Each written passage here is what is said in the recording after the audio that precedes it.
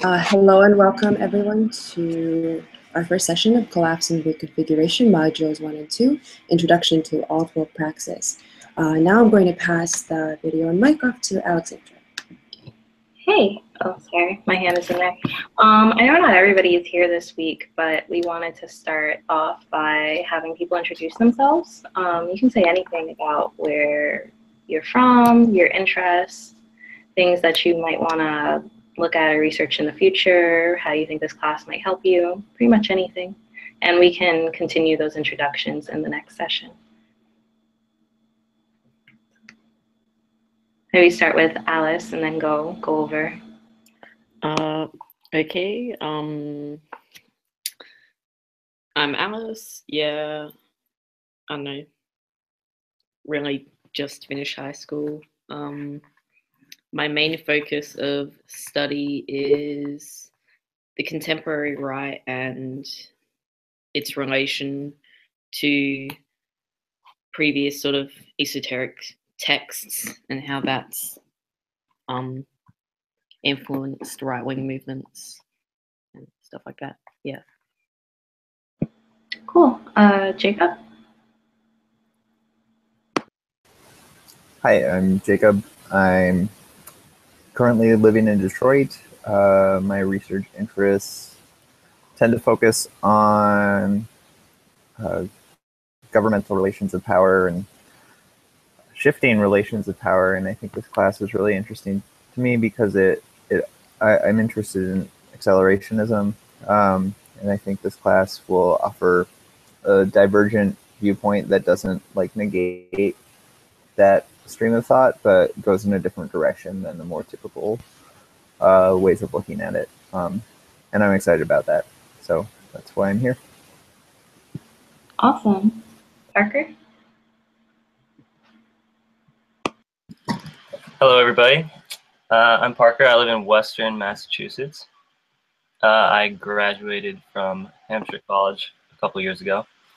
I don't actually have really any formal background in philosophy, but I do somewhat have a background with like Marxist historiography. I actually don't know exactly what this class is or like what it's called because Alexandra just asked me to join a couple days ago because there was an opening.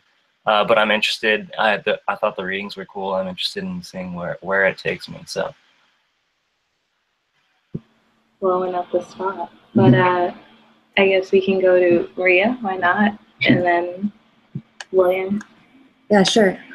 So I'll be auditing this class. I work at admin in the news center, and I was really interested in auditing this class particularly because a lot of things that are involved here are things that the news center is like intimately involved in, and I feel like I feel like I need to kind of catch up on all that's been happening online in a sense, and my input into this is through like aesthetics and art. That's my educational background, but I'm interested in like the expansion, praxis, online, and beyond. Yeah. Okay, William. Hi, can everyone hear me okay? Yeah, you're fine. Yeah. Okay, cool. This is a really old computer, so anyway, my name is William. I'm from Dallas, Texas. I'm a media professional, and I graduated from UTA in Arlington with a degree in visual communications and printmaking. In my personal work, I'm always trying to understand and parse out commercial rhetoric and what like it means to produce commercially viable images. I joined the News Center in general to kind of like inform my theoretical practice and get some mentorship in how to shift out of my industry, to be honest. I really enjoyed the Alt-Woke manifesto. A lot of things just that like are not being discussed in the mainstream or in general. And so that was really my biggest draw to this class. Oh, great. Good to have you. Yeah, great to have everybody. Sorry, move this a little over. So, oh, we should introduce ourselves? Okay. I am Alexandra, and I did my undergrad at the New School, and now I'm at CUNY, the Murphy Institute, which is a sector within CUNY School for Professional Studies, which is the master's program. And I am interested in things like temporality and time, which is something we're going to talk a lot about today, different movements, particularly in America, internet and technology, science. So that's just some things that I bring to the table as a part of Anon. And of course, there's Kareem. Well, I went to the New School, studied journalism and fine arts, and with a minor in like theory, and that, I guess, more or less the same interests as like Alexandra, and we're one of the two members of Anon. Yeah, permanent guest, I guess. That's what my role is. Yeah. Well, so I did want to start today by, we're going to definitely get into the readings, and everybody can be honest as to what they were able to read and how much, because that can sort of dictate how I do the lecture today. But before moving forward with that, I wanted to preface it by saying in classes as we go forward, I'm going to start bringing up concepts that we've been working on that aren't written down in things that are released yet. Obviously, there are only three, I think technically, right? 3 things online, 2 that most people are familiar with, but there's lots of stuff that we've been working on and hashing out. So first, I wanted to ask if everybody was able to do most of the readings, and if they could only do some, which ones they could do, things like that. Anybody? I was able to read the Walter Benjamin, and I read some of the Baudrillard, but I didn't finish it. What else was there? Was there something else? There was that really short article, and then there was Lane. Yeah. Oh yeah, yeah, I read that. Yeah. I didn't reread the Baudrillard, but I should be able to keep up. Yeah. You make memes, so you got it. Actually, today most of what I'm harping on will be the Benjamin and a little bit of everything else towards the end. But, okay, so to begin, I'll start introducing one of the newer concepts, and it's something called the world. So I will read an excerpt from something that's being worked on, and then I'll parse that out in terms of the other readings. Okay. The farther the retreat from reality in and of itself, noumena, the closer one gets to simulacra. The process of all of this is simulation. The reproduction of culture via language, construction, episteme out of the unintelligible noumena of the wilderness into a totality of intelligible simulation, the world. To clarify, the world isn't the same as the earth, but is a simulacrum. The earth is an external terrestrial locality. The world is a matrix of civil society and its hegemonic framing of nature and humanity. A haven, the aesthetic, ontological framing humanity invented to escape the wilderness. Oh, hello. Someone just joined.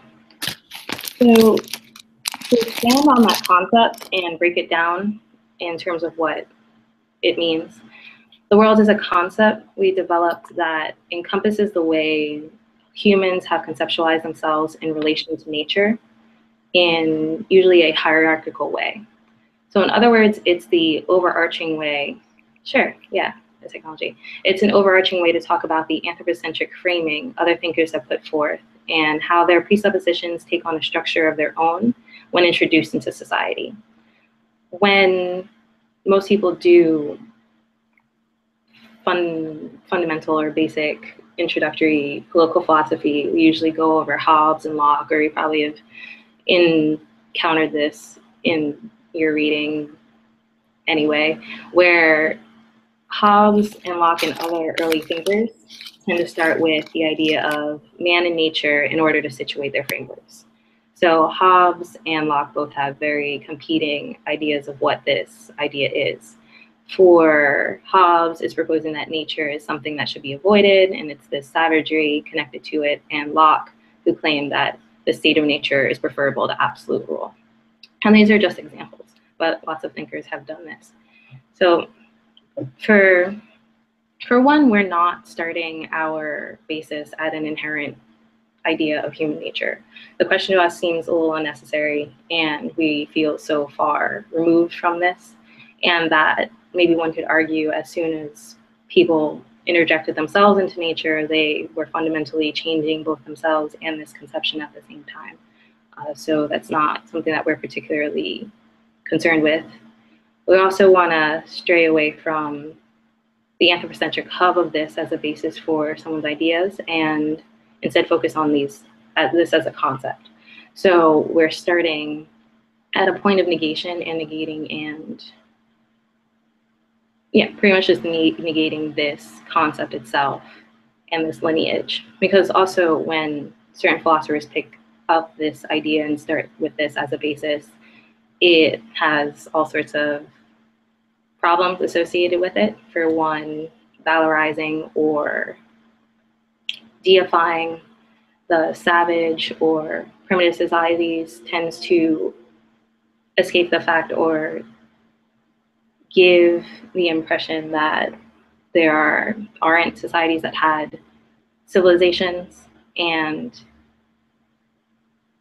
subsequently we're trying to stay away from valorizing nature as this thing over here and people as this thing over here or these things over here, and instead connecting everything together as a circuit or a system and examining it in that way. So with that said, I wanted to move on to the Benjamin, but before that, have a bit of a discussion about Marx. Yeah, to some degree, actually, I see that now. Would you want to interject that in the, yeah, do people want to say these questions out loud? It'd be a little bit easier, but I definitely. Yeah, Alice, do you want to? Oh, no, you don't have to. Maybe Jacob. Jacob.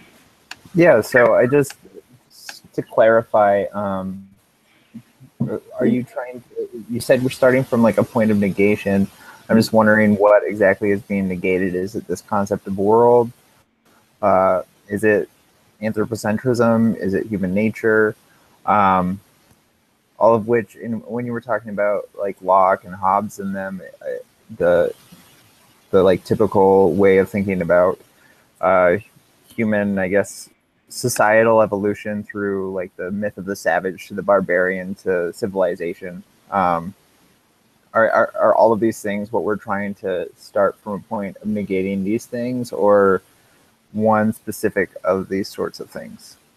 Well, all of them in a sense, definitely. I think that they're all interconnected to these political philosophers' ideas of human beings, and that they all present in them problems.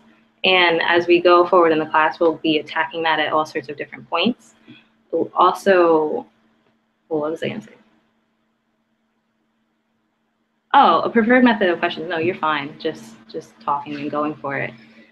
Well, also that whether or not their conceptions are true, I'm also want to present this point. Whether or not they're true, they are and have been adopted. One of the best examples is by representative democracy in America or something, where even though the fixture of what these philosophers are talking about can be debated, their assumptions have real implications in the real world as they're adopted, and also that gives them some truth, even if the basis is untrue, if that makes sense. That's why I guess later on we're going to talk about simulacra and simulation. Sure.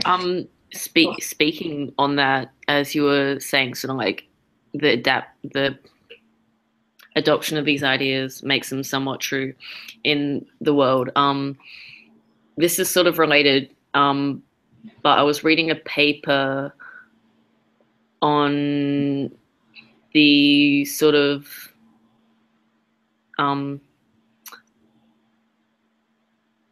the exaggeration of sort of like far right views in sort of 4chan and alt-right memes has led to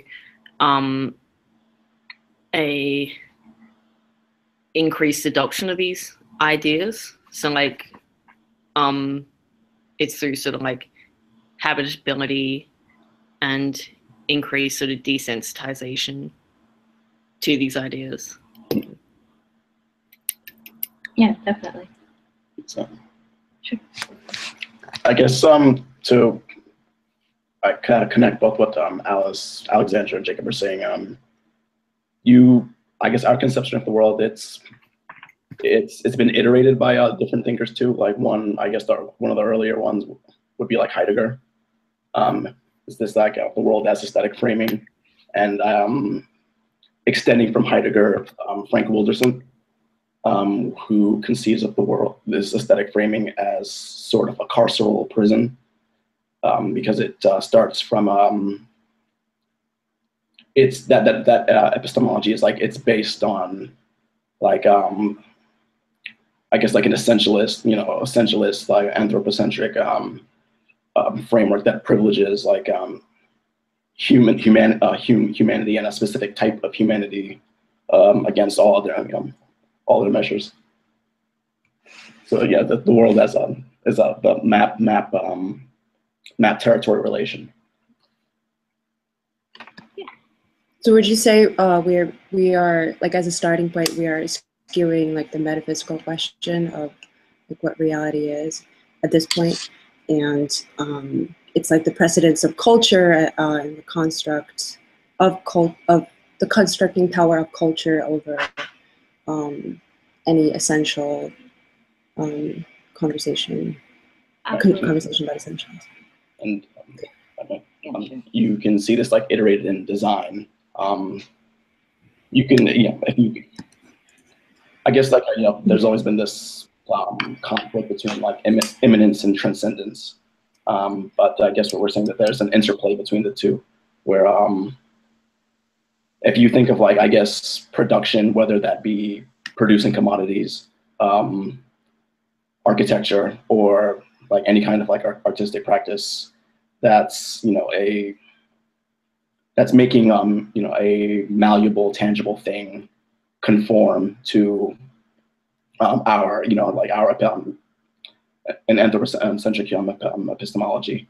It's, I guess, like our framing shapes both reality in a cultural hegemonic sense, and in some instances a tangible sense. So before we get into Benjamin, what I wanted to do was start a bit of a discussion about Marx, because some say that this essay is a direct shot at Marx, and to some degree it is a critique of historical materialism. But actually, after reading it for this about 100 times, I am somewhat on the fence. I think the critique is definitely there, but I don't know if I could say that he's completely negating everything about Marxism. So to start, I guess I'm just coming at the assumption that most people have read at least some Marx. I wanted to start a discussion or pose the question of, this is for Benjamin first. Oh, okay, cool. Thanks. Benjamin, and then we'll go into Baudrillard later. But I wanted to start the question, if people could construct this together, of what Marx patches together in terms of history and what that telling of history is. And then the second question would be where the revolutionary moment for Marx lies for the proletariat. And it's not, I hope that's not, doesn't sound like a trick question, but there we go.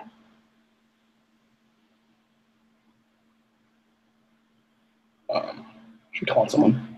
Oh, I don't know. Should I call on someone? Maybe, I assume Parker. Yeah. You're asking what kind of the Marxist conception of history. Right. Okay, so from my understanding, like it's about each section of society, or in Marxist terms, class, like their relation to production and accumulating commodities. So the class that kind of manages the labor and exploits the value of what the working class produces, and then the working class itself. And then, so Marx is kind of negating Hegel's ideal of dialectical idealism, where history is moved forward by kind of these two opposing ideas, creating some sort of motor for, you know, the motion of history. But with Marx, it's the material class struggle between two classes, essentially. So that's what historical materialism is, and that's what Walter Benjamin is kind of critiquing here. Yeah, great. And that's getting to it. But I guess what I'm asking is this question of, I don't want to give it away, but maybe that there is something missing in this framework, because where is the period or the time where, or what are the conditions under which the proletariat is to rise up? So it's when the contradictions of capitalism and class society or whatever are at their highest, right? Mm-hmm. So, you know, when wealth inequality, for example, is like at its worst, or, you know, things like that, or class consciousness is at a higher point because of whatever. Sure, definitely. That's the correct answer. But I guess with that answer, we're getting to a segue into this essay, because I think what Benjamin is trying to critique here is this idea of progress being attached to linearity, being attached to history. And I will expound upon that in a second. But I think first I want to talk about, yeah, sure, go. I also think this is like what Benjamin is getting at is sort of, I would call them like sort of mechanical thinkers, where it's sort of this set, there's going to be this progression, sort of this mechanism, and he sort of like does that with the analogy of the robot, whatever. And sort of at the time that Benjamin was writing, they just had this, like, this is when fascism is rising. Mm-hmm. And they've had the Great Depression. They've had, in Italy, there were a huge sort of strike wave in the industrial sector, and they had a failed revolution in Germany, and it's gone from their sort of hope of, okay, this is going to just lead to a revolution, we're going to be able to trade with Russia, we're going to be in that position, to fascism taking over and essentially killing the left. I think viewing like Marx's concept of history as like a teleological process is something that gets critiqued a lot. But I think that's kind of a straw man argument. It's somewhat of a misunderstanding of how materialism works. It's not like Benjamin uses the term vulgar Marxism, right? Yeah. And that's kind of what I associate with this dialectical process from feudalism to capitalism to socialism. And it's not like, for most Marxists that I've read, it's not a thing that's just going to happen because it's something, it's a little more complicated than that. Yeah. And I think, well, I think one of the, like, I was reading Deleuze's book on Nietzsche this morning, and there's this line where he says, and I think this is the key way to look at dialectics, and it's the way that I've seen dialectics, seeing it as a way of thinking and a way of representation, rather than a actual process that's constantly happening. Yeah. Yeah. I mean, I did want to qualify it in that we still use Marx as a serious basis.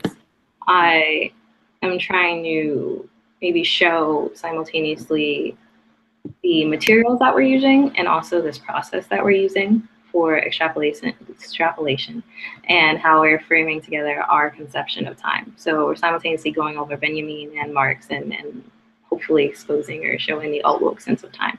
Because we think of theory as a bit of a toolkit or a toolbox to understanding constructs and subsequently the world, and then leading the praxis.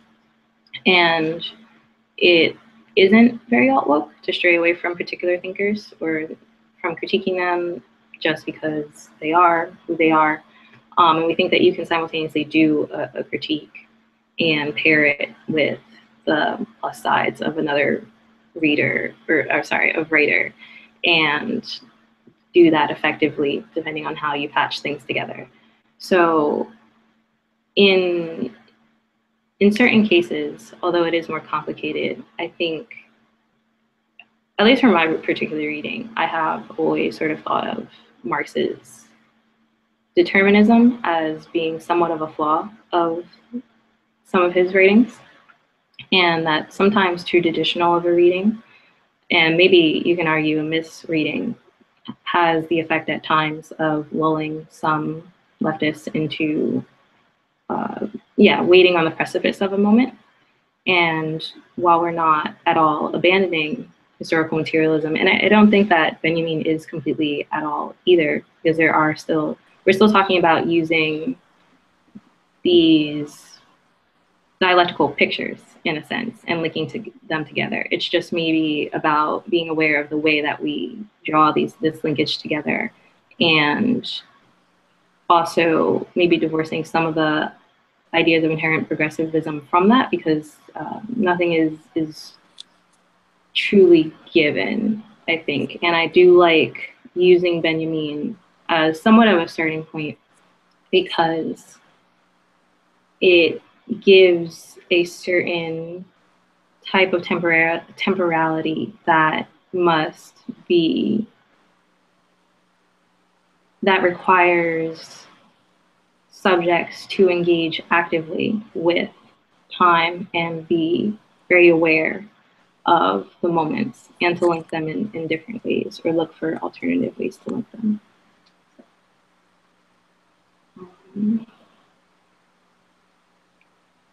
So basically some of the questions that we'll go into more as we uncover this is dealing with, like I said, time, linearity, and history. Primarily, we want to think about who writes history, what direction this time tends to go in, and the nature of this kind of normative historical temporality. Maybe we can draw its shape eventually. And keeping in mind the question, is the process of making history different from the process of telling it? I guess it typically is, or sometimes is, and it depends.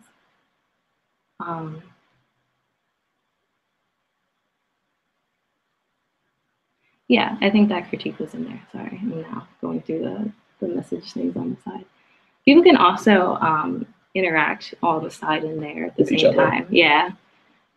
I think I've been in classes where teachers have been like, oh, it's kind of hard to look in the side and then look to the talk at the same time. And now I kind of see what they mean. So it's a weird table. Oh, can I ask, Jacob, can you just give like a brief description of what Heidegger vulgar time is? Yeah, so Heidegger critiques like the traditional way that we think about time. We tend to think about time as a series of successive nows.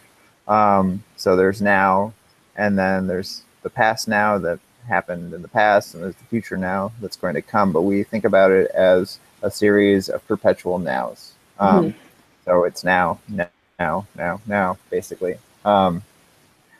We don't, so we think, in this way, we think time as linear.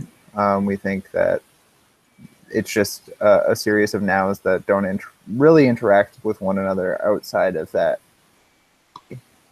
And so when Heidegger comes up with his conception of time, it's much more that, like, because time for Heidegger isn't taken in like the literal, I guess, or metaphysical sense. It's taken more in a phenomenological sense. And I think Benjamin, I'm not really sure how to say his name, but takes a similar view of time, where it's not just a series of perpetual nows, it's time. And so when he talks about the past, we like to think about this past as like a perfect picture that we have of everything that's happened before. But really, when we think about the past, that past is always already like in a field of play that has been determined by a whole bunch of different factors, like who writes the history book, who won the war, and how does that present an image of things to us. So I just finished reading Kurt Vonnegut's Mother Night, and it actually kind of fits into this, because the main character in there was did Nazi Germany, and he worked as a spy, basically, for the Americans. He was a radio broadcaster for the Germans to the English-speaking world, but he relayed all sorts of hidden messages as he was doing this. But at the same time, there was only like 1 or 2 people in the United States who actually knew he was a spy, and nobody in Germany ever found out that he was a spy. So at one point, a character asks him, like, what if the Nazis had won? Like, would you still be a Nazi? And I think that that's really interesting to me, because it shows that like the time is interacting with itself, because he was a spy the whole time. But really, if at the end of the war the Nazis had won and he remained a Nazi, he'd been a spy throughout the entire war, or would he have been a Nazi throughout the entire war? And how that alternative future shifts the past of him as a spy within Nazi Germany. I don't know if that makes sense, but it's this idea that the present shapes both the past and the future phenomenologically, rather than just having like this objective linear form of time. Right. So this goes back to kind of like the skewing like the idea of an essential like structure of time, or like time as a kind of box in which things happen, maybe, and rather it's like more of a malleable construction, since it depends on experience. Yeah, I think so.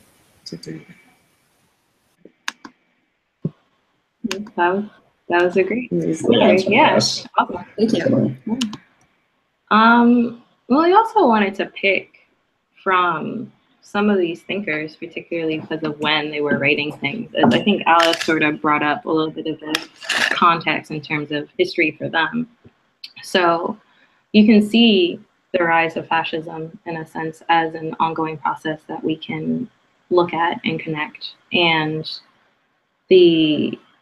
just the fact that you can say rise of fascism, meaning that there are certain qualities that denote it, and that you can see it coming on the horizon, and that we have seen it before, things like that, begs the question as to why people get this call to this particular idea. And so, in a way, although maybe I'm answering this through Benjamin's concept in a sense, we thought it would be interesting or good to look to people writing during this time and seeing this thing take shape and form while writing what we were piecing together. And really that we're trying to marry all these different thinkers together. So we think that Marx can give you very solid clues as to what happens and what's useful during the accelerative process, mainly technology, and that his economic analysis and critique of capitalism is really useful, and we still use that as our basis. But we do take Benjamin's, I guess, a warning that nothing is particularly a given, and to maybe challenge some of these ideas of histories of the victor, and think about time in a different way. But, and also, in a sense, maybe uncoupling Landianism from accelerationism, because I believe for him, it doesn't really matter which direction you go. You can still arrive and end up at the same point, but I think we believe that sort of falls into some of the same issues. And also that he sort of misses the spirit of some of Marxist texts by drowning some of it in apathy. So in this way, we're trying to retain the more coldness and scientific exactitude of Marx in the economic realm, while simultaneously encouraging more of an active participatory subject in the superstructure. So we are trying to synthesize all these guys together by uncoupling them from each of their flaws. I guess for the Frankfurt School, the flaw that is leveraged against them sometimes is one of being kind of technophobic, which is valid in some cases, for sure. But I think, and I think that there are liberatory potentials in technologies, although pairing all this with an idea of time, I don't want to sound like I'm being essentialist with that, or by saying that, because I think the potentiality is usually in a window where it is a technology that's widespread enough and known enough so that you can know about it, but also before it gets completely subsumed and eaten up by capitalism. So there's sort of this space in which I think some technologies maintain or have like the most liberatory potential, and that maybe looking at it for a certain way, or if lectures were to look at these things in this way of like trying to capture these moments before they fade, it would be a good way to go. Yeah. And in this sense, I guess that gives you the alt-woke foundation for idea of modernity and time. So, yeah, I wrote a lot more about just the actual essay, and I guess talking about how, to Benjamin, there is a weak messianic power that connects all of these generations, but it's not necessarily linear, and that you must, that revolution sort of redeem or continue these past revolutions, the connection between that to redemption. But about him, what I do like the most is this idea that it is a picture, it's a moment in time, and that the potentiality of it can slip away if you don't seize it and connect that. Oh, that's fine, Matthew. You can come in whenever you want.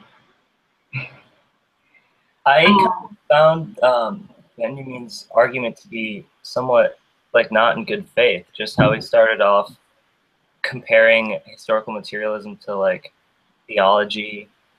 Actually, it was funny, the angel of history analogy I had heard before a lot, and I actually thought it was Marx, not Benjamin, because it's such a famous concept. I didn't realize it came from this.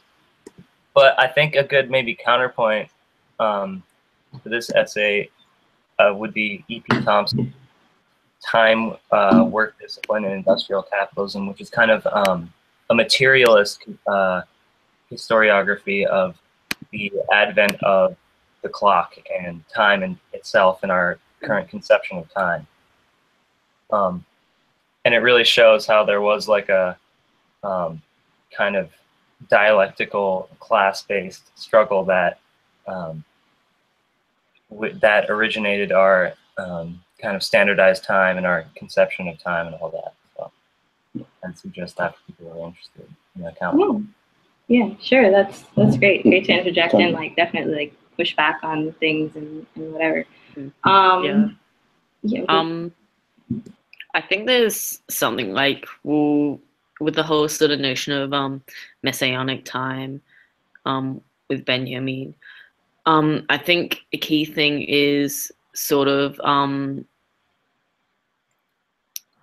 what could be sort of seen is that for a left messianic time, we should be taking Benjamin's sort of redemption of sort of like the past sort of wrongs, because whereas the right messianic time is always pushing forward to the future, it's sort of restoring to a past greatness, whereas so like the right's messianic time is looking towards the future, whereas the left's is, while looking to the future, it's sort of righting the wrongs of the past. I know I'm trying to hash this out well. We can all do this out loud together, because maybe someone can articulate this better, the whole theology and Marx critique, than I can. But in a sense, I think that, and I think he touches upon it in a second here, Weber's Protestant Ethic, where Weber sort of tries to show, we obviously know the Marxist idea of like base superstructure and the directionality of that, like base influences superstructure. And that,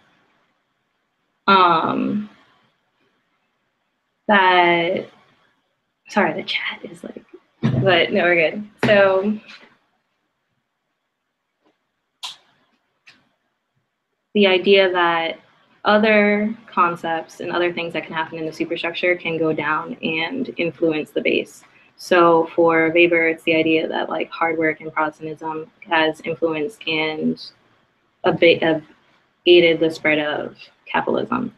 But I think Benjamin is trying to go almost a step forward and say that capitalism can be conceived as, in this perspective, as a theology in itself, in the way that it manages our time, in the way that we go to work, and sort of that can be akin to these ritualistic aspects of that. So as opposed to Weber's superstructure base concept, it would be that capitalism as religion sort of absorbs and subsumes up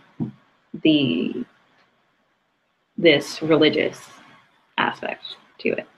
And that I think for Marx, or this idea of Marx's using of history, I think mainly that Benjamin has the most problem with this idea of history of the victor, whether it be history of the victors who write the history as we know it, or this countercurrent of history of the victor as workers as the victor.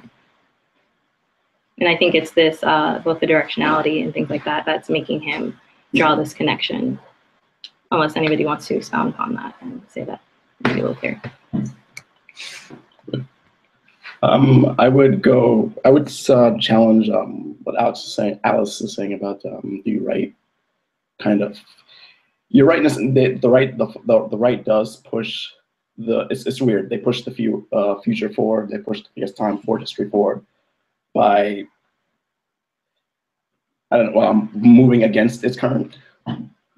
I guess one question to pose to the class is like, what is capitalism itself? What were the, if we're keeping in line this like Marxist historiography, like what were the conditions that, what conditional prerequisites for capitalism to function? Is capitalism itself, is it a totality? Is capitalism, I guess like the biome of like what modernity is? That would be like question to posit to the class if anybody wants to interject. What would be the question? What is capitalism? I guess it's a series of questions, but like, what is capitalism itself? Is it a totality? Is it a condition of like modernity? Is modernity even possible without capitalism? Oh, no, that's fine to write the questions out. Maybe Jacob or William. Sure. William to interject for thinking it out. Or even Matthew. William, do you want to speak? So I don't really know how to answer this question. But it is so like what are the conditional prerequisites for capitalism to function? I spent earlier this year kind of studying the paternalism of social media networks and two-sided marketplaces. And one of the most integral tenets of those things is that like they create network effects, right? So people that participate in the marketplace or the network, the greater the benefit is for the network at whole. It's almost like a holographic return on investment. The individual entering the market adds to the benefit of the whole. So, I mean, that's not like a direct answer to these questions, but I think it's like a good in mind whenever I think about marketplaces in the digital era. I mean, you really did answer the question. Okay, cool. Yeah, more or less you did answer the question. Like, really succinctly. It's, I guess, like, I don't know. We've all like heard this term before, and it's vaguely, really vaguely defined. Come across it a lot, and it's never really gotten a good, adequate, succinct definition of it. But like, but I guess like it'll tie into simulacra, simulation, and this concept of the world. So we've all heard like was it body without organs, and like Jacob said, it's really like what it is. It's like to define it, it's like a multiplicity like coalesced into like a virtual whole. So like it's the one. It's like I guess it's like the multitude. Like it's a cohesion of the multitude into like the Lusical chart is defined as like a smooth surface, like a smooth like virtual being. And you can compare that with like Timothy Morton's idea of hyper objects. Like they're more or less the same thing, where it's like it's a virtual like phenomenological entity that it's real, because like virtual is like it's something that's real, but it's not like actual, it's not tangible. So yeah, it gets like within this network, within this like spatial network, whether it be physical, the market, I guess like the environment, digital, there's like this cohesion of like these different components that can congeal into like one larger like virtual like entity, and that's why I use we're using the term biome, because if anyone's familiar with like a biome, is like it's just it's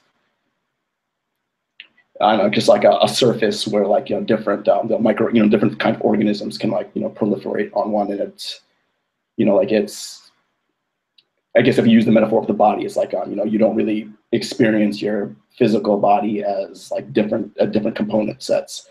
Say if if you want to use the bathroom, you don't think, oh yeah, my bladder's full, I need to like expel that waste. You think, oh, I just have to pee. You experience you just experience this like one like just a phenomenological like being. So if like capitalism, it's like capitalism is a totality of it's like this hyper object, body without organ, of coming out of from feudalism into out of feudalism and mercantilism into the modern era. And I guess if with Marx, like if Marx is coming out of this like Enlightenment tradition and like this like linear Whig historiography, this like Whig linear concept of time, it makes sense that and I guess like Hegel also but Hegel Hegel's the foundation for Marx. So like if it's coming if you're coming out of that, if Marx is a critique of Hegel, then I guess you get like the imminent definition of this Whig historiography, and it's it's like, yeah, capitalism is this overarching network biome of this virtual totality. So I guess that would be one way to think about how the right, by contrasting this, by working against modernity, they help in an odd way. They help propel modernity forward. I want to push back against the idea that capitalism is virtual and not actual, because I think that capitalism is actual in the sense that Deleuze and Guattari talk about, and I think they're pretty like explicit about it in Anti-Oedipus, because they suggest that capitalism is virtual in both like the savage. I'm not sure if they say savage or primitive community. It's something like that, and and under the barbaric despot. Like capitalism exists in both of those societies, but it's virtual, and it's only actualized in like civilization. It's only actualized at a later point. But I think it's not simply virtual, because I think that it exists as a molar object that is constantly going through processes of becoming. So I said in the sidebar, is it capitalisms or capitalism? And I'm not sure. I'm not sure if there's ever a fixed point where capitalism can be defined as a specific thing, because it's constantly becoming new things, right? So capitalism in the 1800s under liberalism is a lot different than capitalism in the early 20th century with Keynesian economics and the New Deal is different from neoliberal economics and how capitalism functions under there. Whether these are different entities or the same entity that's flux and has become different things through different processes of becoming, that's a different question. But I think that we can talk about it as, I think that your use of like a biome or like Deleuze and Guattari's rhizome is useful because it is constantly bringing new things into it. So we can look at like, and how with the initial Stonewall riots, right, that was a blatantly like anti-capitalist move. But now if you go to a pride parade, there's Home Depot, there's American Apparel or whatever. There are all these companies that have bought into the gay rights movement, and capitalism has decoded those flows and brought it into itself, and it's become something different again. But I do want to push back to think that it is a virtual entity. I think it's completely actualized. Oh, I would push back against that. Well, yeah, it's what Matthew's saying. It's both. I would say that it's not fully actualized, and that when it is fully actualized, following that Marxist framework, that's when you get communism. But I guess we'll keep that in mind and carry that over to another class, because that we can go in that more depth. Maybe Matthew can say, sure, like, expound upon what you are typing in the side, because I think that's interesting.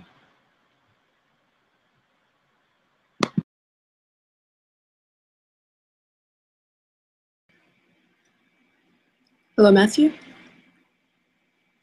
I don't think your audio is working right now. No! Unfortunately. No good? Yeah. Oh, good now, yeah. Hear me now? Oh, okay. Oh, good, yeah, great. Okay, cool. Can you hear me now too? Yeah. Okay, cool. Sorry about that. Yeah, I think often we want to get trapped in this binary of and or. Or we get trapped in the binary of or, but sometimes it's and, I think what Kareem's saying, though, is kind of hinting at the different levels that exist. What's your name? Jacob. Okay, so Jacob was making a really interesting point that I hear a lot, not in those exact terms or anything, but when we're talking about capitalism being material and being virtual, it seems counterintuitive, because capital itself is seen as physical currency, but historically, you know, it's existed on these multiple levels because of the way that reasoning and these virtual currencies have been able to influence the world. We see with food aid packages, with buying into worldwide federal currency organizations, just any kind of thing to do with the markets, you have to buy into the system. If we're going to help you, if we're going to bail you out, you're going to have to regulate your economy or deregulate it in a certain way that makes it more fit within the capitalist model. And yeah, it always exists as both. It always exists as it has to materialize in certain ways, in the way that Deleuze says things have to mobilize and demobilize. And this idea that it has to be completely manifested physically is just because we're used to handing, you know, a dollar bill or coins, and that's even going away. But it becomes really difficult when you start thinking about how the majority of finance works, because it gets more and more abstract. When we start to look at finance capitalism, we see that it's moving so quickly that the economy is changing so quickly that it's hard to actually give numbers to it, to understand it in this vital, finite sense. But we do know certain things about it. We do know that capitalism has been able to adapt in a virtual sense to all of these different places in the world. Does that make sense? Yeah, I think there's this common problem in philosophy too, where we like to think when we're proving something, like we're proving that it's virtual, it's a really important point to understand. So we stress that, but we also do imply, there's this implied understanding that, yeah, I'm a part of a capitalist economy, I'm using a computer, and there's all these physical parts. So I think that's important to understand, that there's multiple levels of epistemology or knowledge going on here, that it's material and ideal and virtual and all these things at the same time. That's all I was going to say.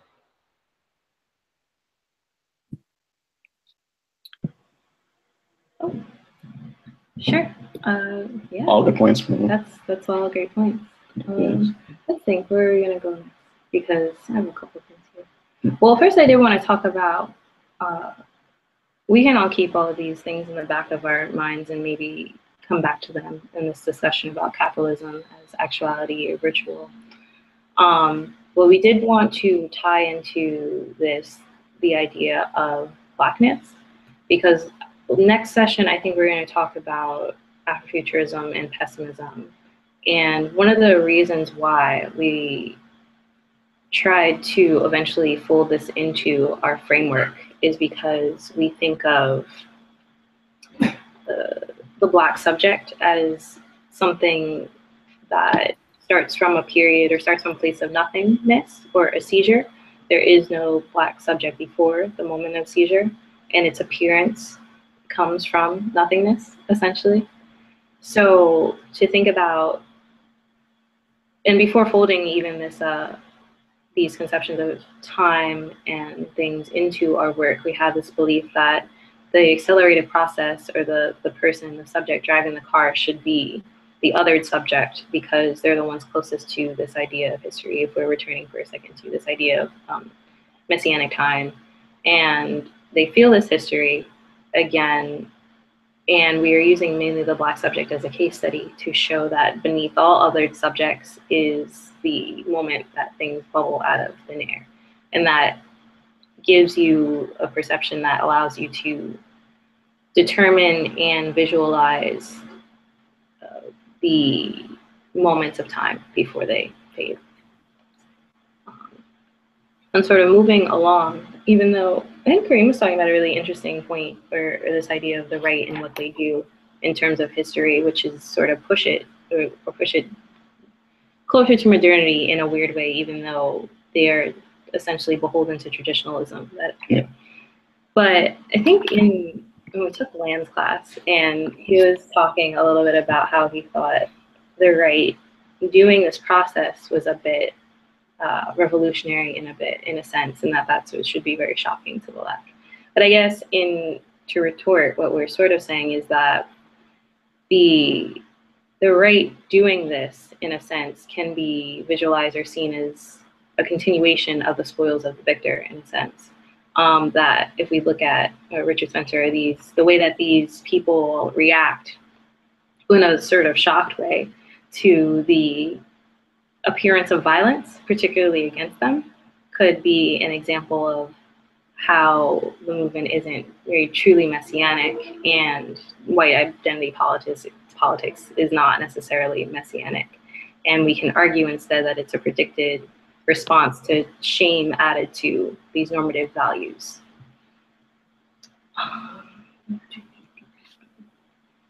And mainly with this idea of the revolutionary process, I wanted to point out that it is always going against the grain of history. So it's against the direction of history. And normative history, if taken as a history of victors, being tied again, as we're talking about, to progress, usually comes with it a bit of unwarranted ideas too. So the idea of victors carrying themselves or their group or their kin towards an ideal due to progress usually has consequences for others. And eventually, at times, consequences for the victors themselves, and that this way of thinking oftentimes gets pressure from either an undercurrent or becomes undone on its own through this idea of friction or victors or conflict between victors and victors, all sorts of things, which sometimes leads to the victors to adopt shame or steer towards fascism. So, and then eventually shame, usually. So to quote Benjamin here, there's no document of civilization which is not at the same time a document of barbarism. And just as a document is not free of barbarism, barbarism taints also the manner in which it was transmitted from one owner to another. So if anybody wants to say anything, that would be cool or fine. If not, then I think we can take a really short, maybe 5-minute break, and then we're gonna do Benjamin and the other readings and Lane, and then just general questions. Yeah, that sounds good. Okay, so let's see how long. In like 5 minutes? Yeah, about 5 minutes should be good. Cool. Right.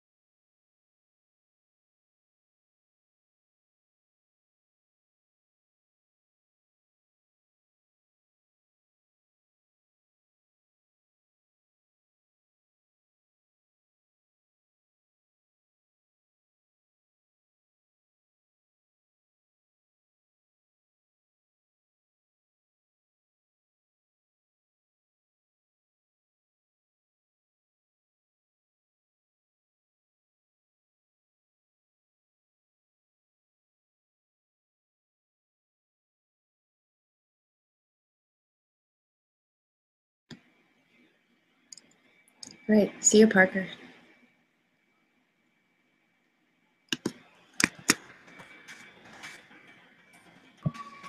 Is everyone back yet? I'm not sure. I can wait another, like an extra minute real quick.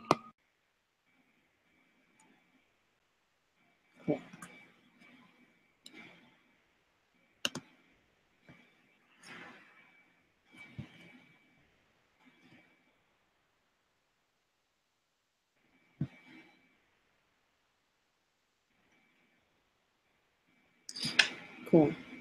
Okay, cool. Everybody's here. Miss Ayel, are you there? Yeah. Okay. Awesome. Okay.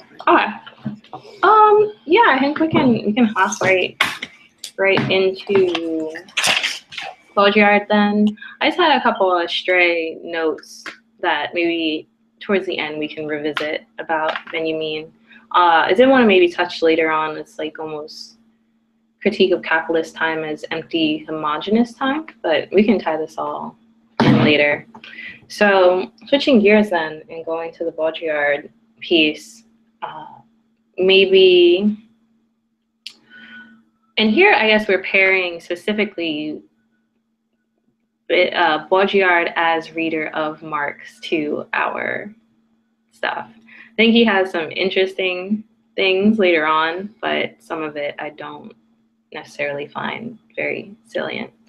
So what I did want to do to introduce this is just ask everybody or somebody just a straightforward question. What does he define simulacra and simulation as? Anybody? Or maybe Alice, I guess. Figure. I don't think they're there yet. Or, oh, yeah. Oh, well, anyway, yeah, because yeah, sure. I could just say, so the simulacrum is distinct from the unreal because there's no longer distinction between like the copy or like the representation and like some sort of ontologically essential real. Mm-hmm. And like that seems to me like the biggest distinction between the unreal and like the simulation or like the simulacrum, that there's no longer something that it's based upon. So it's a kind of like, it's unreal without a grounding. I'm just going to quickly read this quote. Everywhere in Disneyland is the objective profile of America, down to the morphology of individuals, and the crowd is drawn. All its values are exalted by the miniature and the comic strip, embalmed and pacified. It whence the possibility of an ideological analysis, digest of America, the way of life. One sec, I'm trying to sift through this quote. Disneyland exists in order to hide that it is the real country of real America that is Disneyland. A bit like prisons a bit like prisons are there to hide that it is social in its entirety, in its it's like 4 a.m. here, so I'm like dying. Disneyland is presented as imaginary in order to make us believe that the rest is real, whereas all of Los Angeles and the America that surrounds it are no longer real, but belong to the hyperreal order and to the order of simulation. So with that, I sort of get from Baudrillard that it's sort of trying to create this sort of how am I going to say it?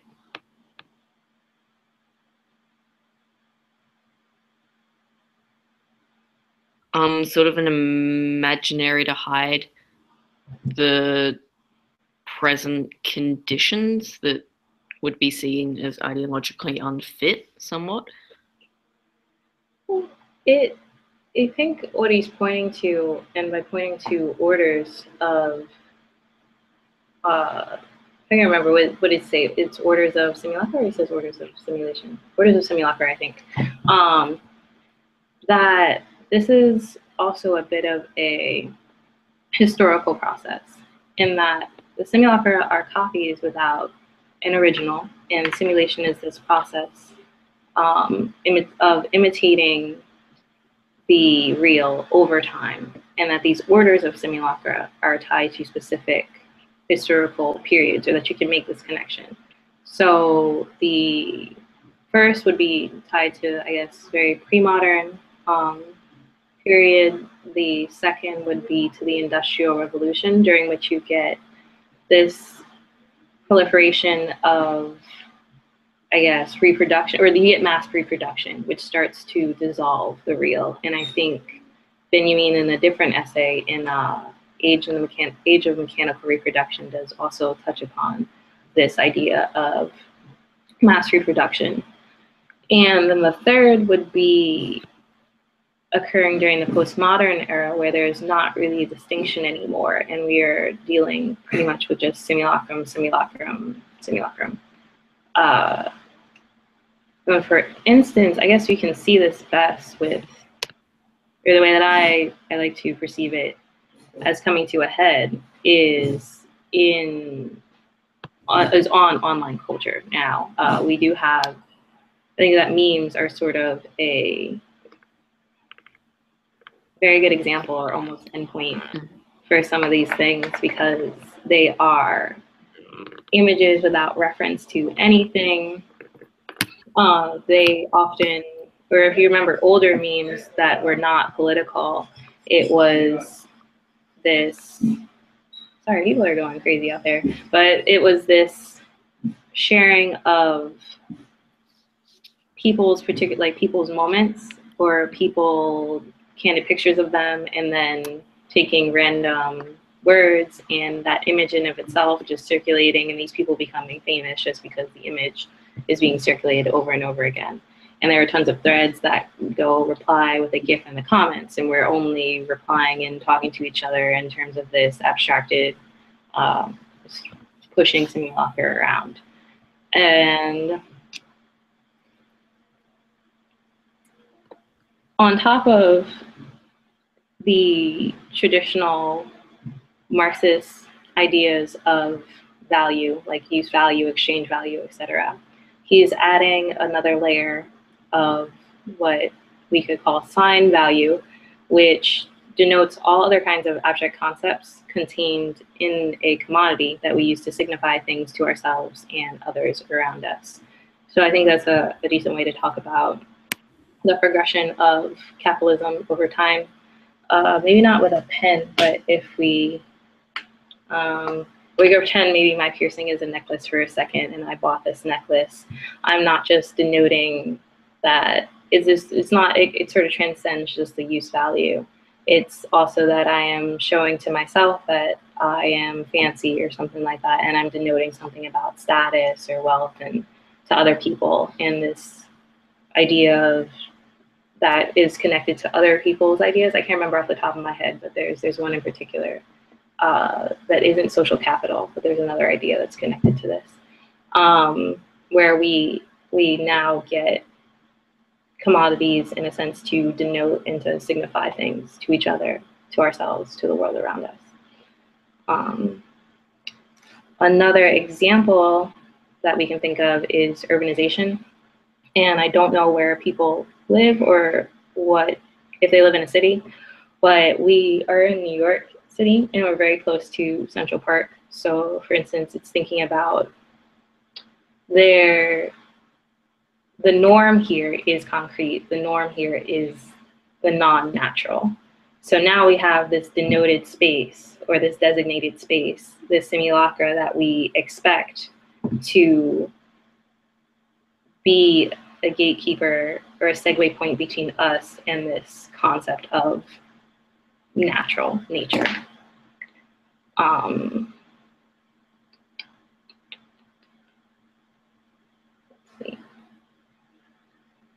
I think that was mainly summing that up.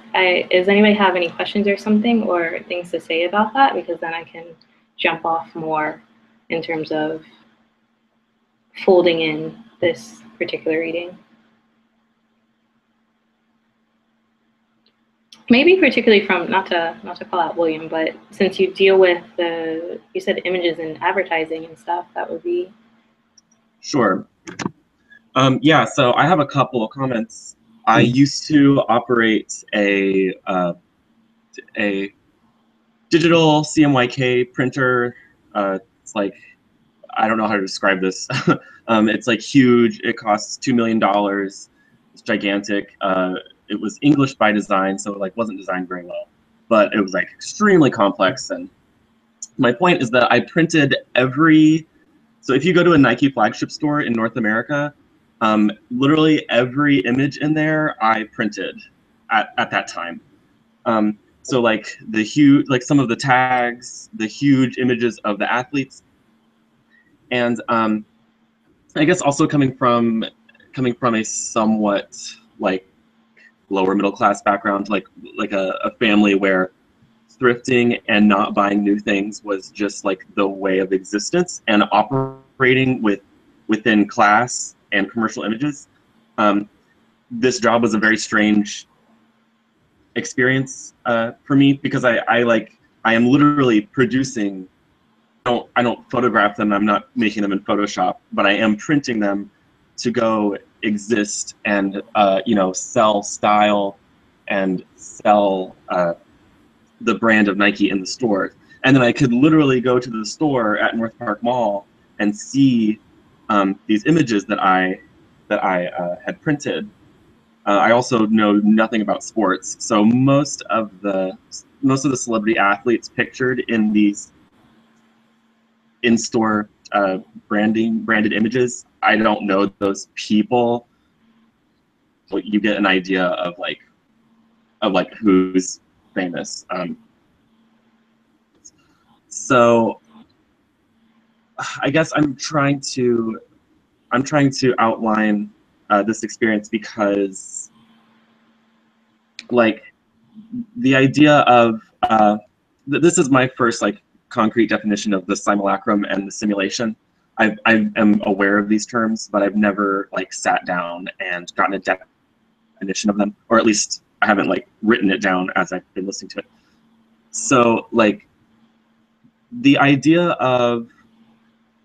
that like commercially viable images or like advertising, like one of the things it does is to communicate desire to us. And this is often done through reference, either like famous people that you'll recognize and then you want to identify, or you want to like reach the ideal of their body or their existence. And so you buy whatever garbage they're selling, right? Or at least whatever garbage they're wearing. And what surprises me is that like a lot of people, or like I guess the consumer, so virtually all that buy things, don't have any like metacritical thought of like where the things that they desire come from, or why they desire them, or why they recognize the settings and the figures depicted in advertisements, why they recognize them as something familiar. And then also the way that like the digital revolution has created like artificial spaces to experience places that really exist. So like I've never been to Los Angeles, and I don't like know what the catastrophic drought is doing. I don't see that. I experience Los Angeles as like a place of culture and like skinny people and like celebrity, right? And clearly there's like so much more to that part of the world than that. And I will experience that when I go to Los Angeles. But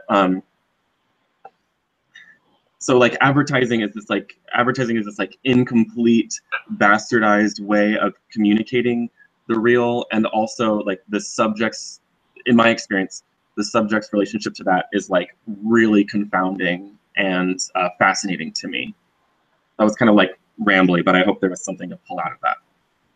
No, that was really good. Hitting on a lot of points that help explain this concept further and make it more tangible for people. That's why I guess we sort of called on you, because if you deal with advertising, you have this understanding of the ways in which ads are constructed and how they relate, how people relate to them, and how it shapes our reality.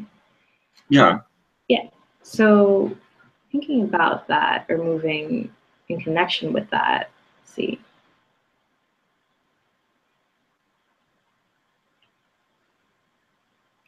There's another point that Baudrillard makes a lot, or makes in this, that I think is important. Well, I don't know actually if it was in this particular section of the reading, but one is that we become more connected to these simulacra, we become more connected to these images than we do reality as it slips further and further away, is that people find more of a connection to this thing. And I think for certain people, if you examine the way some people are connected to Hello Kitty or different signs and symbols like that, and that all people, or a lot of people, not all people, but a lot of people will be connected to the same symbols in that way and feel this deep connection to them, that sort of denotes that. I think I have an anecdote as well, because we were talking about how we're trying to connect these readings together in a sense. If we think about, or we set the stage of our current reality as being one filled with simulacra, and we take into consideration Benjamin's idea of messianic time, or that certain people can look to history and see the moment, seize it, and do something with that. I think we're trying to explain that you can use image and the way that media, television, advertisement, conversation on the internet, the way in which these things are being used, and subvert them and use that process to have revolutionary effects. I think this is something that we maybe touched on in the info session, but for instance, in school, I don't know if anybody knows this group ACT UP. They played a decent role during the AIDS crisis, or the beginning of the AIDS crisis, on pushing back and on Reagan, who did not want to talk about the issue, and helped raise awareness to get more scientists to look into the virus and the way it was being spread. And they did this through traditional, I guess, means, although later on in another class, we will talk about this idea of traditional or horizontal versus vertical politics, and how it's pretty much just a bit of a false divide. But they use these ideas of sit-ins, but they also used image to get across their message. And I had taken a class in the new school where we had one sector of this group, and we talked to them, and they were called Fierce Pussy, and they were this completely lesbian, I guess, bubble within the constellation that was ACT UP, because it was a class that was supposed to be vaguely about performance art, but it was also trying to be a weird experiment in pedagogy, where we didn't necessarily have rules from the teacher or much instruction. It was just like, here's a Kinko's card, go make an action or do something. And they were giving us tips on how to effectively resist things. And one of the things that they brought up, or an idea, was that we could challenge gendered bathrooms in our school. And by doing that, their idea was that we create a symbol that is easy to recognize, and that you can immediately gather the meaning from the moment that you see it.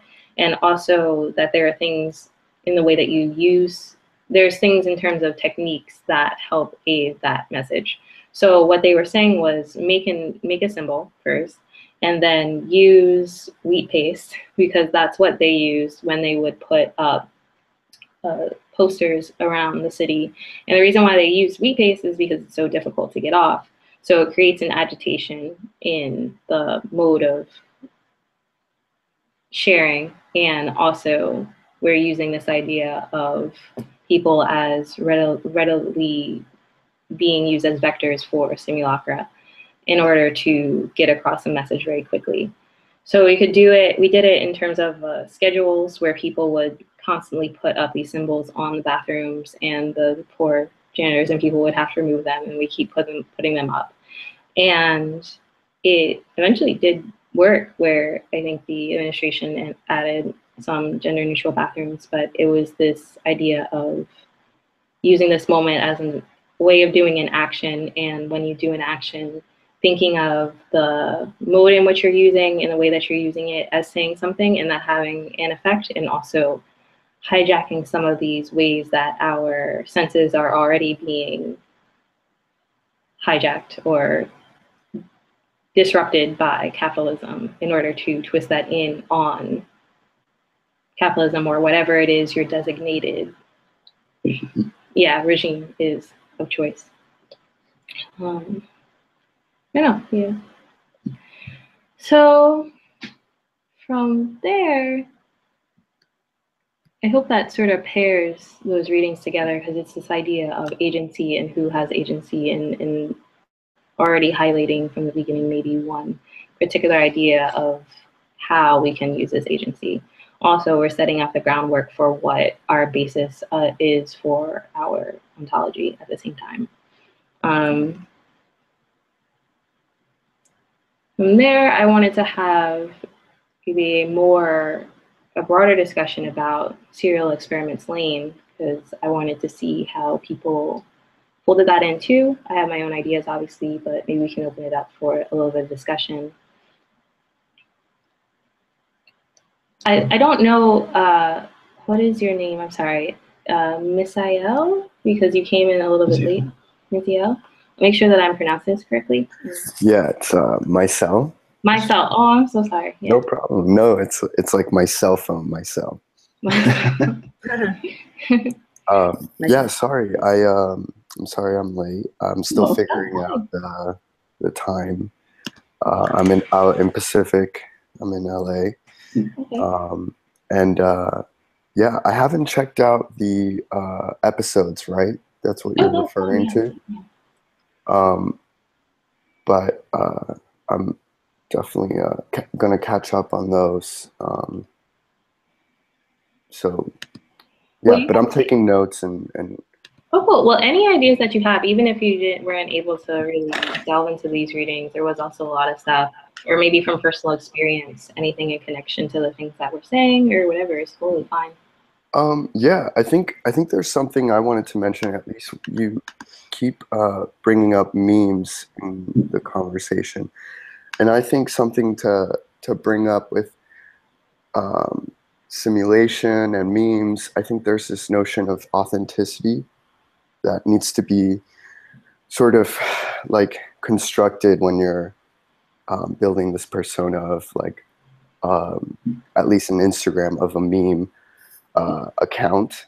Yeah. You need to have this kind of sense of authenticity that your sort of references really do come from this kind of emotionally laborious place of being yourself.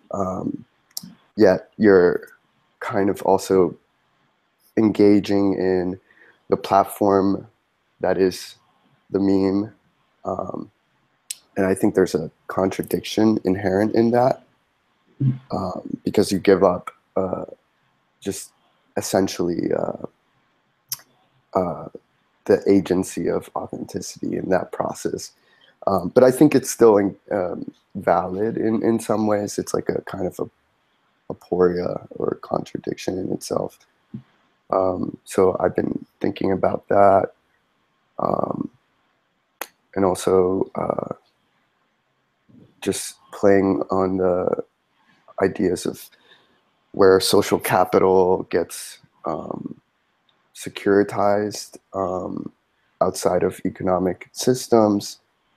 Yeah, so I'm just taking notes along those lines. Yeah, speaking of sort of that authenticity in relation to social capital, this isn't in relation to memes as much, but I don't know how it came up, but a little bit ago, this is in relation to time, in relation to age, but sort of the authenticity in relation to social capital and authentic and inauthentic sort of clothing, so sort of like counterfeit clothing and stuff like that. So when someone's younger, they're less, because of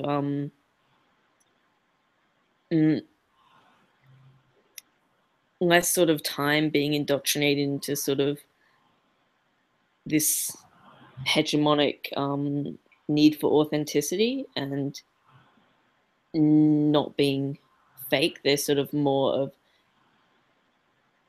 no care in sort of what's being worn, if it's like, I don't know, authentic, I don't know, fucking Gucci belt or whatever.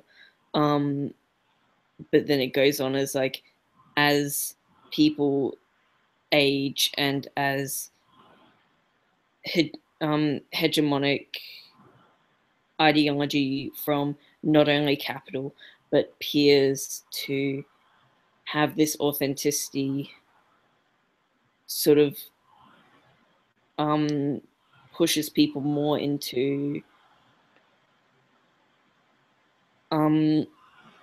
what's the word, engaging with capital more. But yeah, sort of like an afterthought sort of thing. No, that's fine. You're probably very late there, so I appreciate even showing up. So this is more of a question now, and I'm just going off my head right now, but there are times when thinking of alt woke as a project, we have, or personally I have trouble determining where to fit in affect and where to have a space for feelings and things like that, because I am interested in this question. I think sometimes there are places in which your theory should probably be very apathetic and devoid of that. There are also times when I think there should be space for a certain amount of affect, and particularly in a weird way, in revolt against the lack of it online. And this is something that I actually read recently for class. This reading, I can't remember, it was from Worth. They're one of these sociologists, that really sociologists from the Chicago school that would talk about cities, how people in cities are in close proximity to many people that they aren't very close with or don't know at all. And they have gaps in proximity between them and social interaction, or people that they do know and they are friends with and things like that. And then sometimes this creates a bit of loneliness, and also sometimes spars competition amongst people because they're in such constant competition with people that they don't know and aren't aware of. And that the only way that this can be controlled or modified is through systems of control, that everybody has to sort of agree on these systems of control to level things out, and that these are things that we agree on. And that, I think he says to some degree that the traffic light is a symbol of this. And I think that sort of opens up a space and to other things that probably we'll touch on in other class in terms of technology and security, maybe ideas of power. But I do think, yeah. Is this like, I know there's this writer and he talks about sort of traffic and sidewalks in relation to channeling the worker into a specific direction. You stop this time, you go that time. Yeah, that's somewhat connected to that, sure. Yeah. I can find that reading that I'm thinking about, maybe. Yeah, does he go into sort of like how jaywalking is somewhat revolutionary because it cuts across the grain of the city planners and how they've envisioned how the automatons would proceed? I don't know if we're talking about a same theorist or whatever. I remember reading a whole bunch about him. I don't even know his name in relation to the tournament and the situationists. But I don't think he's that related to the situationists at all. I think, yeah, I found what I was talking about. I was actually talking about, that's here, Lewis Worth, because stuff that I'm doing for school is somewhat tangentially related at times, and I make those connections, but it's also this like hub of things. And he was part of this Chicago School of Sociology, which had a particular interest in urban research and using and tracking the development of human geography through ethnographic research methods. That was me just sort of reading that off the internet. But I was connecting that reading that I had to do for school in a certain way to this idea of loneliness on the internet.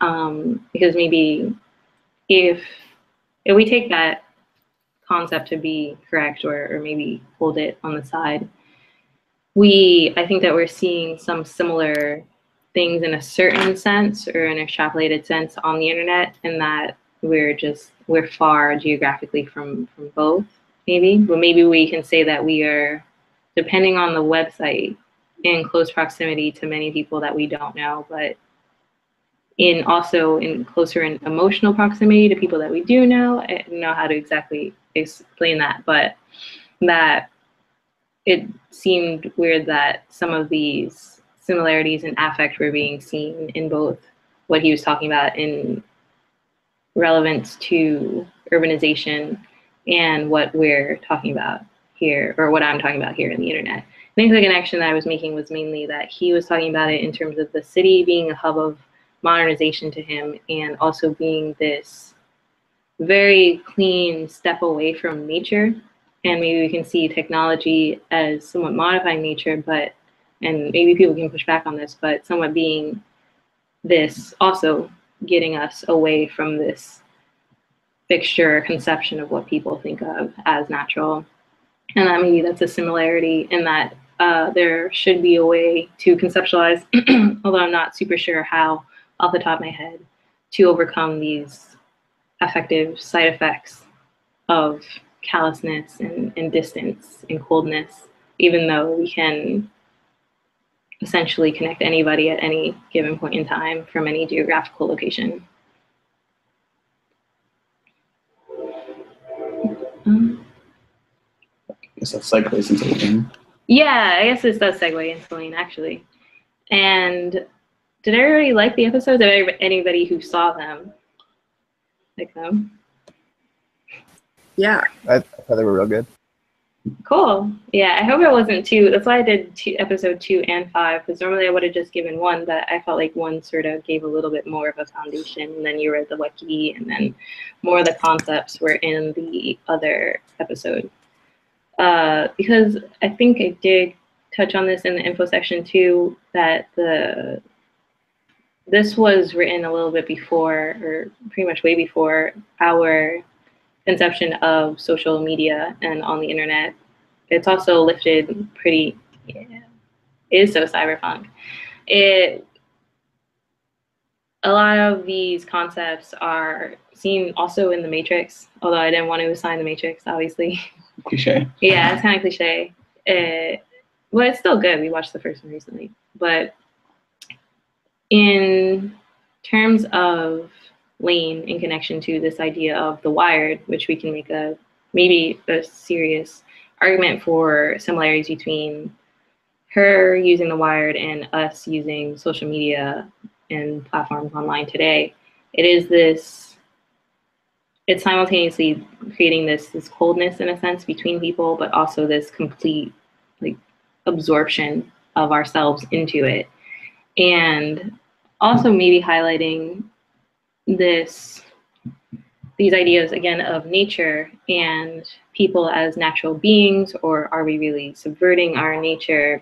I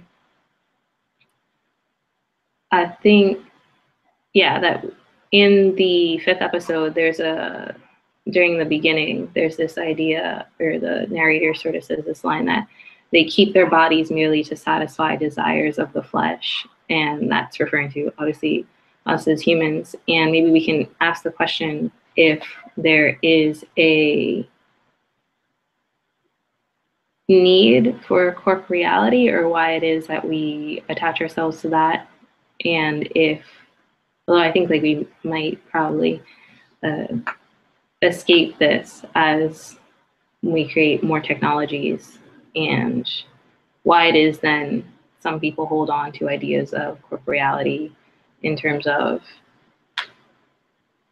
maybe I want to say authenticity. Well, I want to make it a bit of a delineation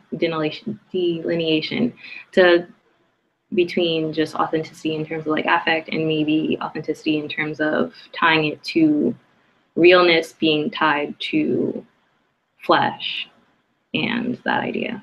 So that was just a lot of off the cuff rambles, but maybe somebody can interject, because we are actually we're pretty much wrapping up now. So if we could extend, if anyone wants. Yeah, we could do a few more minutes or something. Yeah, I was actually initially most taken by the idea of, if I'm correct, I only saw like 6 episodes of it, and I was actually initially like, I thought it was a recent movie. I had no idea it was like from the 90s. It's really good. I was taken by the idea of like a game being able to link up to another game, and like the shared protocol and of like everything. You can link things up and mix things up, and I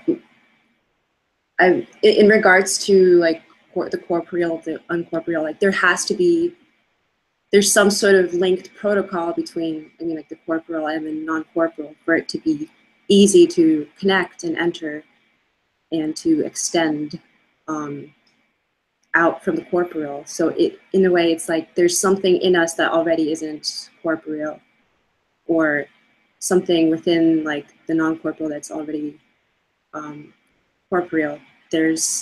I'd say like we need the part, like the element of like our bodies and like these certain, I think more so certain things that connect us to the non-corporeal are, I don't know, just I'm thinking of like, there are essential, like corporeal aspects that would link us to the non-corporeal, and those are essential, but everything else could kind of like just sustain us so we can coexist in the non-corporeal. Sorry, just kind of rambling. I think it's important to note that, like, if you've seen Serial Experiments Lane, which I watched it, I did not watch it for this class, but I've watched it in the past. It opens, like, the whole reason that Lane goes online is because her friend commits suicide and then communicates with her after the fact. And so we're asking this question, like, why do we hold on to corporeality? And I think that this might tie into a conversation, the greater conversation of this class, of like who writes history, and like who gets to make the rules of, like, decide the conventions of a class or a people. So Lane goes online because she thinks her friend is dead, and her friend is like, no, I have merely found a place that I can exist and that I pursue of my own volition. And so Lane kind of becomes the, you know, like the incumbent internet user, the person that like is like, oh, I didn't know this place existed. Like, I can go here and figure myself out. And then she like goes real meta. So my point is that like I think about when I look at advertising, I'm like, why, like, you connect to the ideals that you want to have, and often this is very viscerally. You know, why are all leading actors and actresses like really athletic, buff, skinny, anglicized humans? It's because that is, for whatever reason, the most salient ideal that people can attach themselves to. And so Serial Experiments Lane, in a lot of ways, is about speaking to this person that is seeking something that is not the norm and like finding it, if that makes sense. Yeah, definitely. I think that I like this conversation about subjectivity in Lane, and maybe either Matthew or Jacob could expound upon that. Well, I think that Lane really, there's a question of what is the subject in Serial Experiment Lane, as Lane like goes between the physical and the virtual, with her physical self and her virtual self, and this idea that she doesn't need to have her physical body anymore to be alive, that she can be alive on the wired.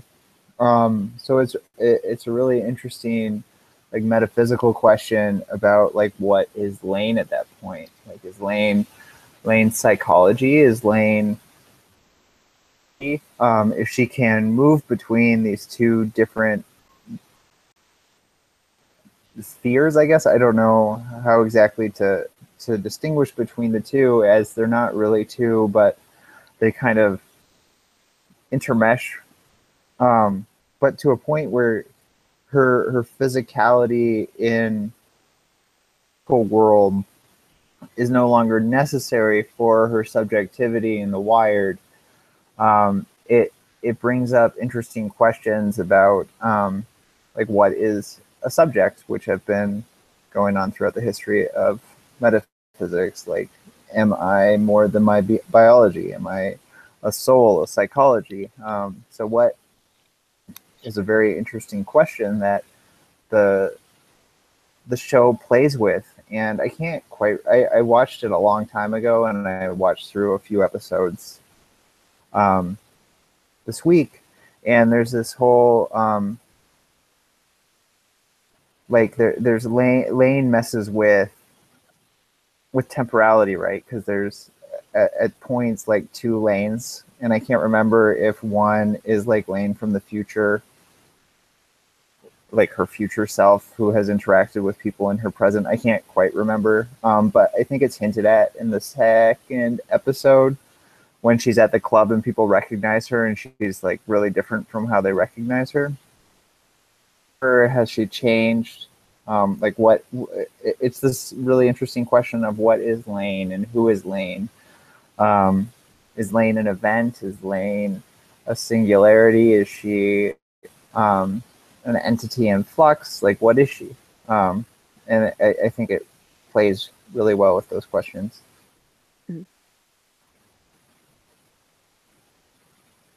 Yeah. There was this specific scene in, I think it was episode 5, where Lane is sitting in this room and talking to this sort of doll-like figure, and it's speaking back to her, and it says something. I've got like a note here about time not being linear and it just being a series of points being connected. Would that relate to sort of like Benjamin's messianic times, to sort of like, or not, or to be more, I don't know, I was trying to make links to sort of the texts. Yeah, that's fine. I think we could make that Big extrapolation for sure. And it's also on a outside of maybe Benjamin, although we're sort of maybe connecting it. We can definitely talk about the ways in which technology does alter time itself. I think that seems like a bit of a given if you're here coming from the lane of accelerationism. That was a bit of a pun, but That's terrible. anyway, from the point of accelerationism and the idea that technology does sort of speed up time and accelerate it in of itself. And there are ways that we can witness this or there are ways that we can experience this. And to expound for a second on the point that William made in the chat about corporeality working better for some as opposed to others and that fitting into bodies in capitalism, that is also something that we're sort of tying to, the world and this idea of different other subjects. Because even from a very basic historical sense, you bringing up the fact that there are certain bodies that seem to sell more capitalistically or do better in the capitalist market. And it's not just because of the bodies, I think it's because of the signs and the meaning that we attribute to these signs, because they are simply bodies. But those bodies as represented by images become representative of specific adjectives and specific concepts that we gravitate towards and want to see selling products. And conversely, we can think of histories of bodies that are not seen as bodies at all. Again, harping back to other subjects and the Black subject in particular, only because I think it definitely is contained in almost all other subjects to some degree, but it's usually in relation to that and also in the Black subject, there's a similarity in that there is this idea that when you are an othered subject, your body is seen as either freakish or in some way non-human. And for the Black subject, it was definitely historically seen in a sense in this way. So we would hope to put non-human subjects or inherently alien subjects at the forefront of looking to these types of history. I think with that, we should start maybe wrapping up, but I did want to open up conversation to maybe see if the readings work together, if there is any suggestions for next time. Oh, we do have like 20 minutes? Okay, so never mind, we can keep going for a little bit. But yeah, I'll just open this up now to discussion instead to see if the readings work together, if there's any suggestions for next time. I believe that we have a guest and there are some readings already that I will have up either today or maybe tomorrow. And yeah. Who's the guest? I think it's Tegan Meyer.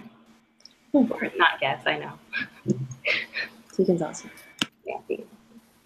And we'll be talking about, I believe there's some Sun Ra poems that we're going to look at. She made a playlist. And yeah, we're going to be looking more so at music and forms of media next time. So it should be fun. And I think there is a reading that I will assign. I'm just not super sure which one yet.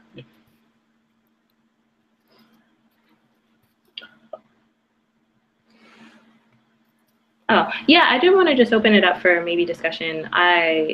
Because in my mind, when we do these things and we work together, obviously picking out the readings, I'm always a little bit unsure as to whether or not people will understand the connections in relation to each other and in relation to our framework, because I guess we're sort of doing a dual teaching thing where we're trying to both rehash what the original person is saying and transmit those ideas, but also connect them to the overarching framework that will hopefully become very clear that make up our own ideas.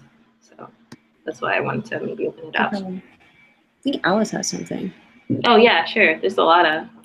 It's just a note that I had in my book in like relation to a seller in like lane.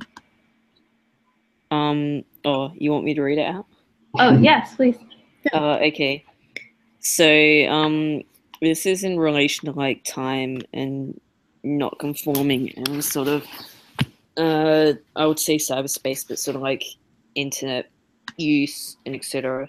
So like I don't know, I have a pretty poor sleep pattern. At the moment, it's sort of like I'll be up at this time and then sleep through the day.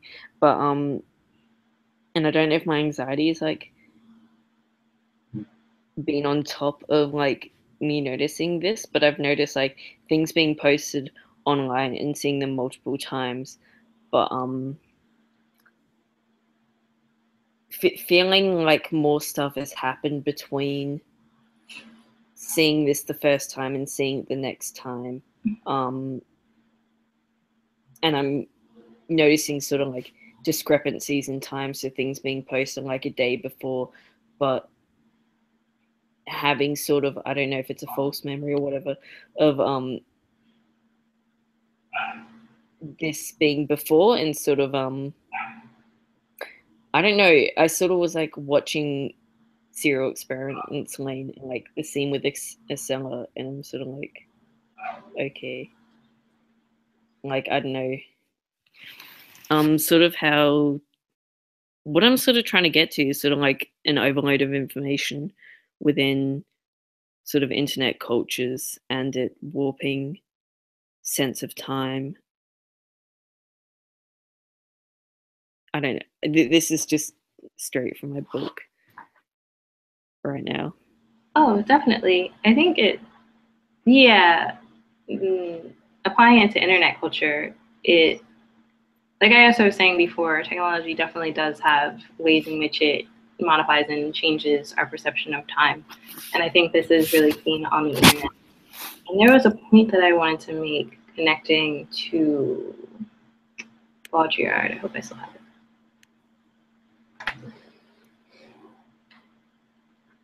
Oh, that in a sense we were talking about earlier, taking what we perceive to be the best out of certain philosophers and then coupling them from other portions.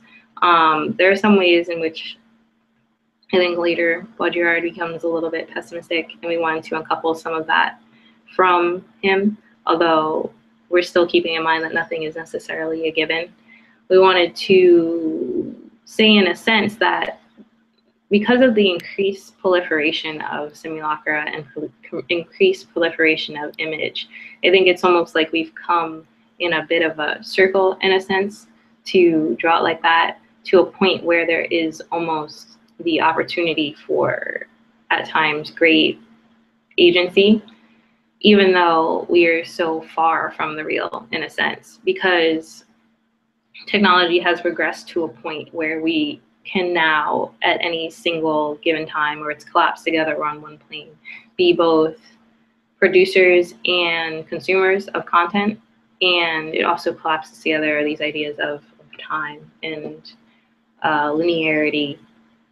In it, I just feel as if we should help people uncouple in their brains the idea of progressivism from time, since we are already experiencing it in a different way.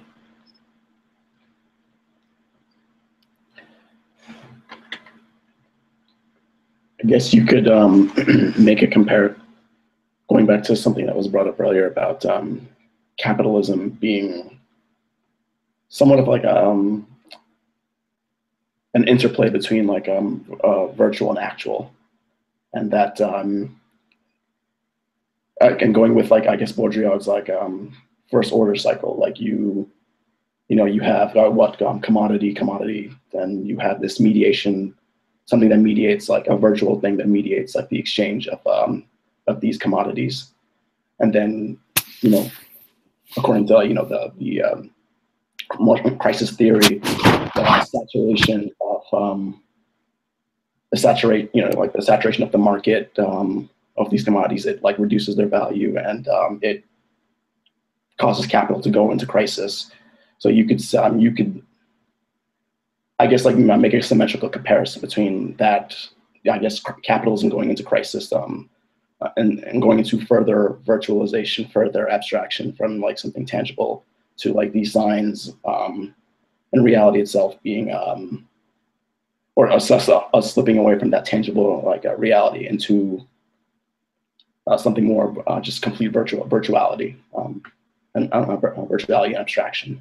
Well, yeah, definitely. Just to reiterate or to fold that in, it's the idea that it's part of the reason why overreduction is a problem for capitalism and sort of can break it down. If we have is that what you're saying with the crisis theory, right? So that the overproduction of commodities, for instance, that like the overproduction of hats or mitts that people don't buy or something, it poses a bit of an inherent threat. And it's kind of weird that, well, not bizarre by the logic of capitalism, because it operates on a perceived or forced scarcity, but it is weird in a certain sense that people tie, and I think rightfully so, somewhat, that they tie capitalism to ingenuity and production. But if you really do produce a lot, it threatens it inherently. So we can think of ways, and that's sort of why we stuck with the accelerated process of producing in order to dissolve certain forms or certain structures. Yeah, I think we might wrap up. Yeah. Does anybody have anything else to add or say, or concluding comments that can be about the actual content or suggestions? Yeah, the form of how things are going. I wanted to say that one of my oldest internet friends, someone who I literally do not know what they look like, but I was like best friends with them for 7 years, was the like biggest serial experiments lane super nerd in like the world, and he did a lot of research and would say things to me. I don't know if this is like 100% true, but the creator Yoshitobe Abe shows episodic in so-called layers. Yoshitobe Abe, the show is not necessarily like a linear sequence of events, but rather like of like time. So it's actually super appropriate that you chose that for this particular session. Cool. Thank you, everybody. Yeah, thank you, everyone. If there's nothing else, I think we might wrap up. But surely, anybody? Oh, well, thanks everybody for participating and showing up. And next time, I think we will have the second round of introductions, because we started this with introductions, and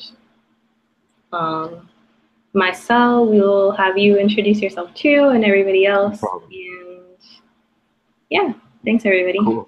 I'll have reading I think tomorrow. Awesome. All right. Thank you. Thank you, guys. Of course. Later.